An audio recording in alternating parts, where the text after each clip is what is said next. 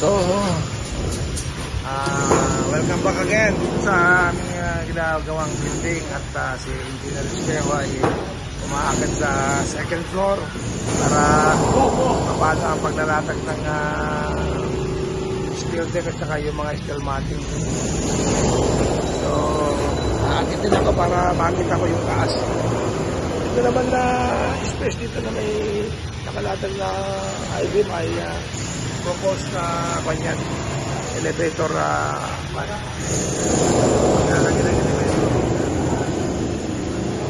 so nakaakit na siya. Susunod naman ako para mag-try ko rin ma-display sa taas. So ito, nakaabang na yung mga steel na ating doon sa taas o steel plates para magbubusa ng semento pang second floor. Sige, taakit muna ako ha. Laban na lang. Or kami supposedly pag nabuhusan ito ang second floor na concrete. Yan si engineer. Ito ang site na makikita mo sa baba pagka nandito ka sa second floor. At sa aking right side, ito naman yung bahay ng aking sister. Asawa ni Mr. Marcelia. Ito ang palibot ng proposed building namin.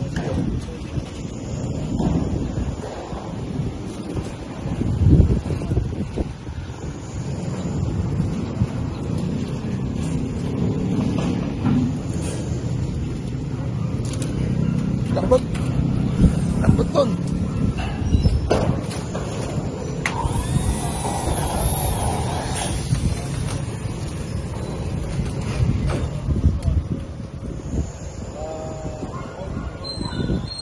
Kikita na yung warehouse na sa tabing dagat.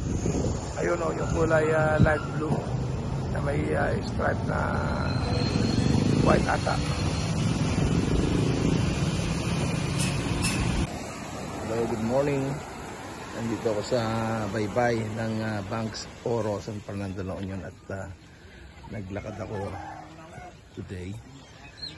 Konting exercise at ito nga sa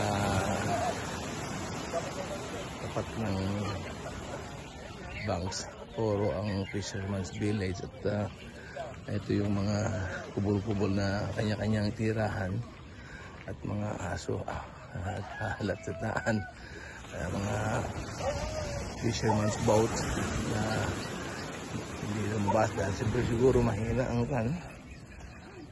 pag fishing nila sa laot.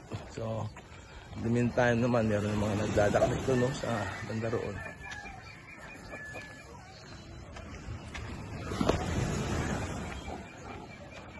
At ipagpapatuloy ko ang aking paglalakad. At makikita niyo sa aking harapan ang mga boat na nakadaong sa tumpang at yung nangingisda na nagdadaklas nga kung tawagin dito sa amin sa loob niya. Andun halos katapat ng aming nabakutan dito sa tabing dagat din. Dito na pala ang itsura ng lugar na ito. Imagine back in the 70s walang nakatira rito. Kami lang ang naunang naglalagay ng kubo-kubo rito. Kung alam na namin na magiging ganito ang advance ng panahon dito sa San Fernando, ang ganda sanang nakapag-invest na maayos dito, or marami kami nabakutan pero hindi naman kami kag-ready. So yun nga, ito at least meron kang nababantayan ng dagat.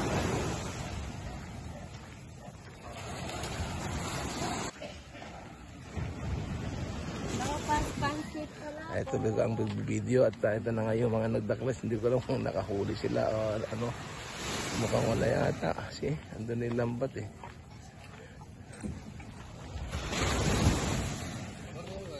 Oh, sino to?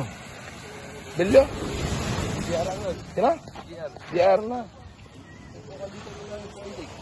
Nga pala no? Oo. Kilala yung bata.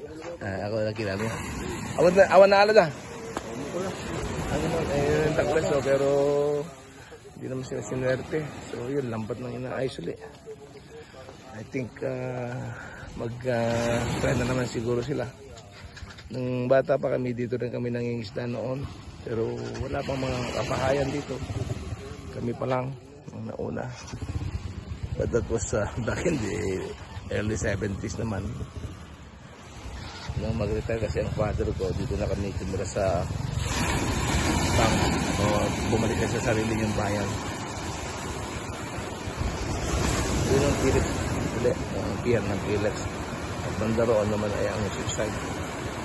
So, ganito ko na ang video ulit sa next video. August na yun. Ito talaga ang video at ito na nga yung mga nagdaklas. Hindi ko alam kung nakahuli sila o ano. Mukhang wala yata. See, andun na yung lambat eh.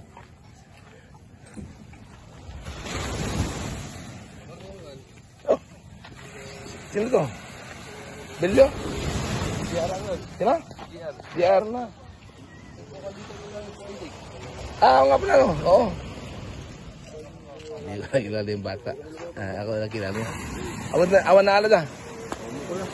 Ano naman, taklas oh, pero hindi naman sila sinwerte. So yun, lambat ng inaayos ulit. I think mag-try na naman siguro sila. Nung bata pa kami, dito rin kami nangingisda noon. Pero wala pang mga kapahayan dito.